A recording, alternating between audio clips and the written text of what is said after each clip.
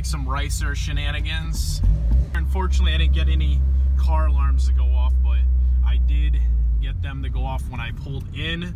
So more content to come, guys, and I plan on swapping my exhaust out for sure. So it's definitely, you know, too loud for me.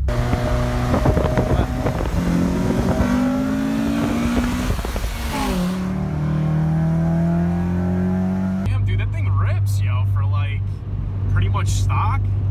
More Honda shenanigans to come, so stay tuned for the next video, guys.